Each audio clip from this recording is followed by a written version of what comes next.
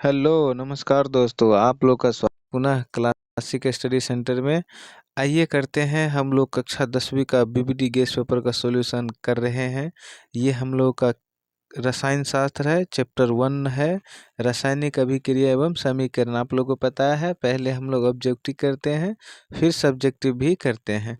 तो आइए हम ऑब्जेक्टिव के क्रम में पहला क्वेश्चन चैप्टर 1 से हम लोग ले चुके हैं। अगर आपको वीडियो अच्छा लगता है तो आपको जो मर्जी है वीडियो के साथ आप कर सकते हैं। आइए पहला नंबर क्वेश्चन देख लेते हैं।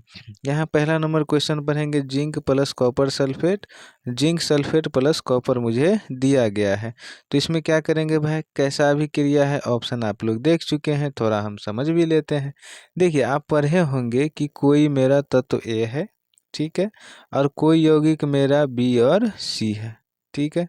अच्छा, जब इनका अभिक्रिया कराते हैं तो यहाँ सेटिंग करते हैं ना आप लोग। आइए इसको भी सेटिंग कराइए। यहाँ देखिए जोड़ा था पहले से बहुत अच्छा खासा, ये ए आया और सेटिंग कर लिया सी के साथ, ठीक है, यानी बी को साइड कर दिया, बोला भैया बी तुम साइड हो जाओ, अब हम ए सी के साथ रहेंगे। ये कंडीशन जब भी होगा, एक तत्व दूसरे को विस्थापित कर देगा और वो उसके साथ है ना स्थापित हो जाएगा। इस अभिक्रिया में इसको क्या कहते हैं, विस्थापन अभिक्रिया। फॉर्मूला ध्यान से देख लेंगे आप लोग। तो ऑप्शन कौन सा है, बी नंबर आप लोग देख रहे हैं। आगे चलते हैं, दूसरा नंबर ऑब्जेक्टिव है, ऑब्जेक्टिव की तरह करेंगे, थ्योरी वाले में हम और अच्छे से ले लेंगे, ठीक है जी। आइए, जब मैग्नीशियम फीता को जलाते हैं तो उसका आग जो लौ होता है उसमें उत्पन्न होता है। जैसे आप लकड़ी वगैरह जलाते हैं, लकड़ी वगैरह यहाँ जलाएंगे तो है ना आग, यहाँ जो है ना आग उत्पन्न होगा होगा जी। आग जलना प्रारंभ हो जाएगा तो लौ किस कलर का होगा मैग्नीशियम के फीता को जलाने पर, तो उजला रंग का हो जाता है, चमकीला उजला, जो कि ऑप्शन नंबर किस में है, सी में दिया हुआ है। अच्छा, यहाँ ध्यान से देखिए, 3 नंबर में 3 नंबर समझना है, ठीक है। देखिए, साइंस में बहुत सारे क्वेश्चन ऐसे आएगा जो आपको याद कर लेना है, और बहुत सारे क्वेश्चन ऐसे आएगा जिसको आपको समझना भी है अच्छी तरीके से, फिर आपका सोल्व हो जाएगा। आइए करते हैं। अच्छा, 3 नंबर में थोड़ा सा देखेंगे। देखिए, कोई यौगिक है बड़ा सा और इनका क्या करा दिए, अभिक्रिया, ठीक है। अभिक्रिया मतलब इन द सेंस इसको गर्म कर दिए, क्या करा दिए, गर्म। इसको जब गर्म कराएंगे, हीट देंगे, तो ये बुआ टूट के क्या हो जाएगा, विभक्त हो जाएगा 2 पार्ट में, 3 पार्ट में, ऐसे, ठीक है। ये जब विभक्त हो जाएगा 2 से अधिक पार्टों में, बड़ा सा एक कोई यौगिक है, ये विभक्त हो जाएगा गर्म करने पर 2 या 2 से अधिक तत्व या यौगिक में, तो उसको क्या कहेंगे, उसको कहेंगे वियोजन। ध्यान रखेंगे, ऐसे आगे और भी आएगा तो आप लोग ध्यान रखेंगे। चौथा नंबर क्वेश्चन देखते हैं, फोर्थ नंबर क्वेश्चन। इसमें आप लोग फोर्थ नंबर में पढ़ेंगे, क्या दिया हुआ है, बोल रहा है किस धातु का विस्थापन, किस धातु का विस्थापन उसके लवण के विलयन से हो, लवण के विलयन से लोहा द्वारा होता है। तो किसके द्वारा, तांबा के द्वारा। ध्यान रखेंगे, पिछला 24 में क्वेश्चन पूछ चुका है, ठीक है। अगला देख लीजिए आप लोग, फिफ्थ नंबर, कौन सा समीकरण संतुलित है। तो संतुलित करना आप लोग जानते हैं। देखिए, तराजू कंसेप्ट आप लोग पढ़े होंगे, अनुमान विधि भी पढ़े होंगे, है जी, अनुपात निर्णय विधि भी पढ़े होंगे। पढ़े हैं तो हम तराजू वाला विधि ले लेते हैं। आइए, तराजू वाला विधि हम लोग थोड़ा सा अपना लेते हैं। क्या है तराजू वाला विधि, दोनों तरफ बराबर बराबर होना चाहिए, तभी ना बराबर होगा। आइए करते हैं, दोनों तरफ बराबर करते हैं। आप तो ऑप्शन पे ही ध्यान रखते हैं भैया, ऑप्शन छोड़ दीजिए, बनाना सीखे, ठीक है। अगली बार से हम लोग क्वेश्चन ऑप्शन ही इरेज करके लाएंगे, ठीक है, ऑप्शन रहेगा ही नहीं। तब देखते हैं कैसे करेंगे आप। आइए, 5 नंबर क्वेश्चन में देखिए, हम लोग संतुलित करते हैं। पहला ऑप्शन हम उठा लेते हैं, ऑप्शन नंबर ए। यहाँ इसको संतुलित करिए तो यहाँ लिखा है Mg प्लस में O2, ठीक है, मैग्नीशियम प्लस में ऑक्सीजन मिलके क्या हो जाएगा, मैग्नीशियम ऑक्साइड, है जी। अच्छा, ध्यान से देखिए, मैग्नीशियम यहाँ क्या गो है बउआ, एक गो है, ऑक्सीजन क्या गो है बउआ, 2 गो है। अच्छा, इधर आइए, अभिक्रिया की तरफ आइए, है ना। अभिक्रिया होने के बाद ये मेरा क्या होता है, ये उत्पाद होता है ना भैया, प्रतिफल होता है, और ये मेरा अभिकारक होता है, इधर तो अभिकारक है। पूछता है ये भी क्वेश्चन पूछता है कि अभिक्रिया में कौन भाग लेता है, तो आप क्या कहेंगे, अभिक्रिया में कौन भाग लेता है, अभिकारक। कौन भाग लेता है, अभिकारक, ये है मेरा अभिकारक। ध्यान रखेंगे। चलिए, जो क्वेश्चन है हम लोग उसको देखते हैं। तो अब ध्यान से देखिए, इसमें कि मैग्नीशियम यहाँ 1 है, यहाँ मैग्नीशियम 1 है, बहुत बढ़िया। ऑक्सीजन मेरा 2 है, लेकिन ऑक्सीजन यहाँ तो 1 ही है, कंडीशन गड़बड़ हो गया। इसको संतुलित अगर करेंगे तो हमें ऑक्सीजन को 2 बनाने के लिए यहाँ 2 लगेंगे, यहाँ नहीं लगाएंगे, गलत हो जाएगा, यहाँ नहीं, यहाँ नहीं लगाएंगे, यहाँ आगे लगाएंगे, ठीक है जी, आगे। अच्छा, यहाँ अगर मैं यहाँ आगे 2 लगाने से ऑक्सीजन भी 2 हो गया और मैग्नीशियम भी 2 हो गया। तो इस कंडीशन में अगर इधर मैग्नीशियम 2 हो गया तो यहाँ भी मैग्नीशियम हमें 2 करना पड़ेगा, तभी ये संतुलित होगा, ठीक है। इस प्रकार से हम लोग संतुलित करते हैं। तो इसी तरह अगर हम सभी अभिक्रियाओं को अगर हम संतुलित कर लेंगे ना आप लोग, तो हमारा कौन सा सही हो जाएगा? ऑप्शन नंबर बी में उत्तर है। इसी को चेक कर लेते हैं, ध्यान से देखिए। यहाँ देखिए तो जिंक कितना है, यहाँ पर जिंक 1 है, यहाँ जिंक कितना है, 1 है जी। अच्छा, हाइड्रोजन कितना है, 2 है, यहाँ हाइड्रोजन कितना है, 2 है, ऐसे ही मिलाते रहिए। अच्छा, यहाँ सल्फेट कितना है, SO4, यहाँ SO4 1 है, यहाँ SO4 कितना 1 है, सब तो बराबर बराबर है, इसीलिए ऑप्शन मेरा क्या हो जाएगा, बी, ठीक है जी। अच्छा, अगर आप सी को मिलाना चाहें तो मिला सकते हैं, सी नंबर में आप लोग करिए। तो कैसे करेंगे देखिए, यहाँ Fe कितना है, लोहा 1 है, क्लोरीन कितना है, 2 है। अच्छा, यहाँ फिर आयरन कितना है, लोहा 1 है और क्लोरीन कितना है, 3 है। ये तो असंतुलित है कि नहीं, बराबर होना चाहिए। तो इसको आप लोग संतुलित कर दीजिए। कैसे संतुलित करेंगे? अच्छा, संतुलित ऐसे करेंगे, देखिए, अगर आप यहाँ पर 2 रख देंगे, कितना रख देंगे, 2Fe है ना, Cl3 कर देंगे। अच्छा, तो इधर क्या हो जाएगा भैया, इधर भी हो जाएगा। आपको आयरन को भी यहाँ इधर भी Fe2 का है ना, 2Fe करना पड़ेगा। अच्छा, प्लस में क्लोरीन यहाँ देखिए 3 रखने से क्या हो गया, 6 हो गया, है ना, 6। तो हमें यहाँ क्या रखना है, 3Cl2 हो जाएगा आराम से। तो यहाँ 2 रख दीजिए और यहाँ 3 रख दीजिए, हो जाएगा आराम से। उम्मीद करते हैं आप लोग समझ गए होंगे, है ना। चलिए अगला क्वेश्चन चलते हैं। अगला हम लोग का 6 नंबर क्वेश्चन, उपचयन वह प्रक्रिया है जिसमें ऑक्सीजन का योग होता है, ध्यान रखेंगे, इलेक्ट्रॉन का त्याग भी होता है, हाइड्रोजन का वियोग होता है, टूटना, हाइड्रोजन टूट के अलग हो जाता है, ऑक्सीजन का जुड़ जाता है, इलेक्ट्रॉन का त्याग होता है। तो ये सभी हो जाएगा, ऑप्शन नंबर डी में दिया हुआ है। आगे चलते हैं।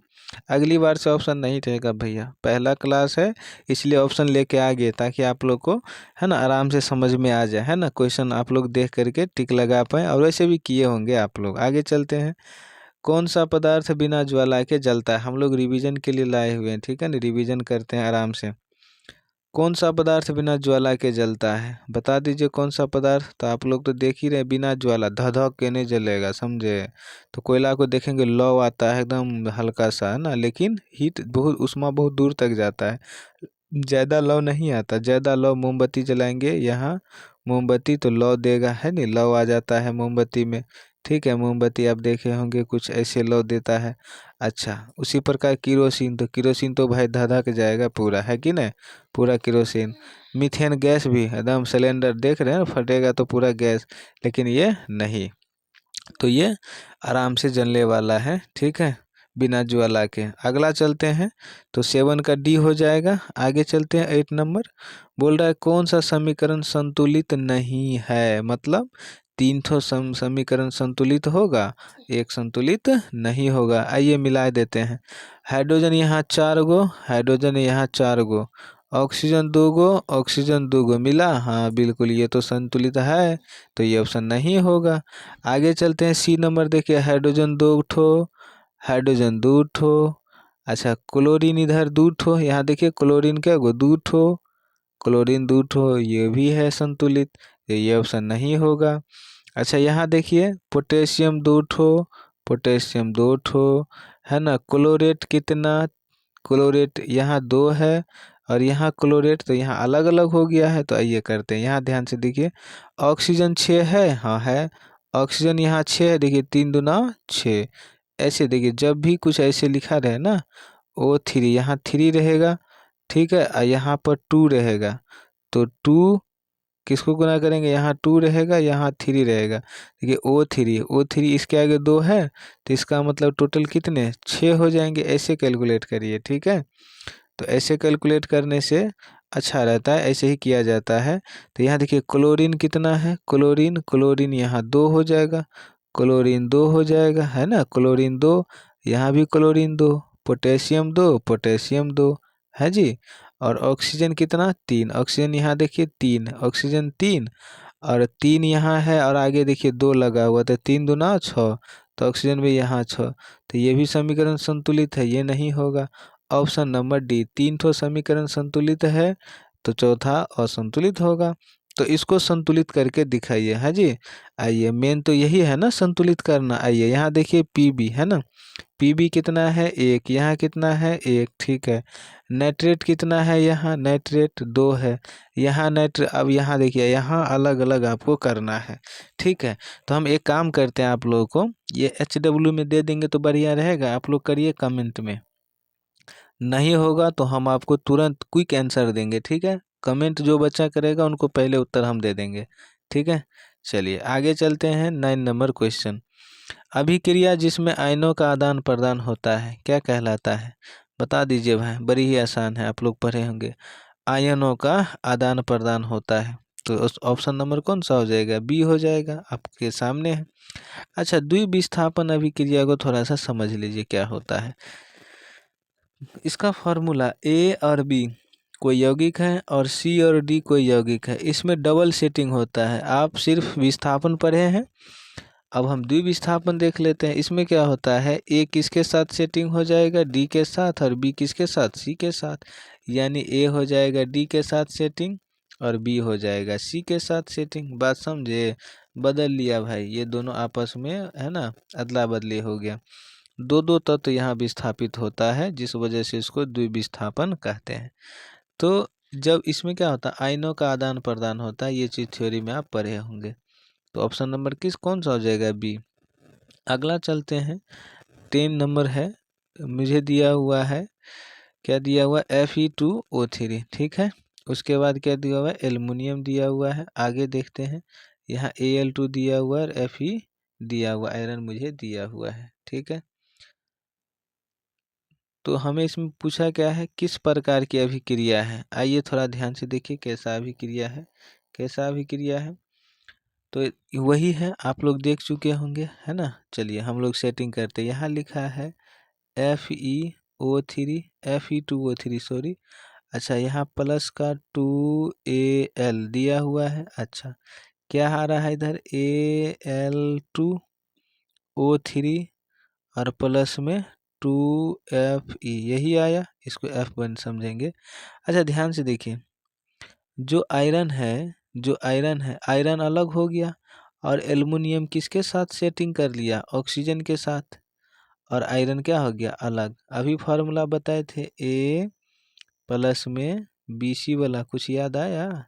तो ए किसके साथ सेटिंग हो गया, सी के साथ, और बी क्या हो गया, अलग। तो ये कौन सा अभिक्रिया था, ऑप्शन, ये विस्थापन अभिक्रिया था, जो कि ऑप्शन नंबर सी में है।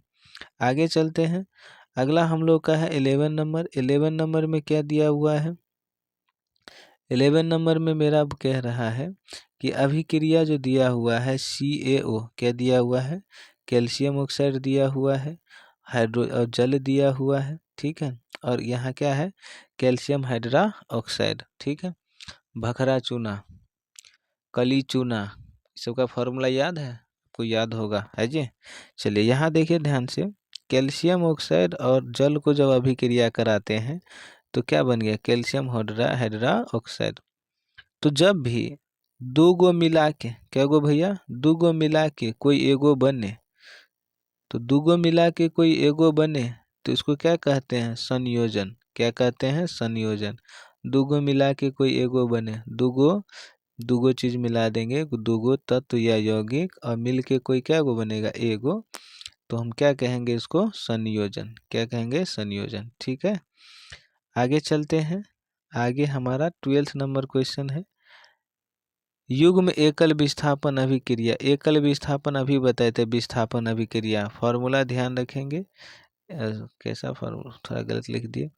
ए प्लस में क्या हो जाएगा, ए प्लस में BC, है ना। तो फार्मूला AC के साथ सेटिंग हो जाता है और बी अकेला मुंह देखते रहता है। तो यहाँ भी वही सेटिंग कर दीजिए। ठीक है, कौन सा यहाँ पर ऑप्शन ले लें कि इस अभिक्रिया को संतुलित कर देगा, सेटिस्फाइड कर देगा। तो इसमें हो जाएगा मेरा ऑप्शन नंबर बी। दिख रहा है ऑप्शन? आइए करके दिखाते हैं आप लोग को। ठीक है, क्या हो जाएगा। तो ऑप्शन नंबर बी में आप देखेंगे यहाँ है AgNO3, सिल्वर नाइट्रेट कहते हैं इसको। ठीक है, अच्छा, जब इसका अभिक्रिया कॉपर के साथ करवाएंगे आप, ठीक है, कॉपर के साथ आप अभिक्रिया कराएंगे तो क्या हो जाएगा भैया, जो NO3 है नाइट्रेट है ये कॉपर के साथ आ जाएगा, है ना, कॉपर नाइट्रेट हो जाएगा। और ये जो Ag है, Ag जिसको सिल्वर कहते हैं, ये अलग हो जाएगा। ठीक है, ये अभिक्रियाशीलता पे निर्भर करता है। ठीक है ना, ये ध्यान रखेंगे। अभिक्रियाशीलता आप पढ़े होंगे, है ना, अभिक्रियाशीलता,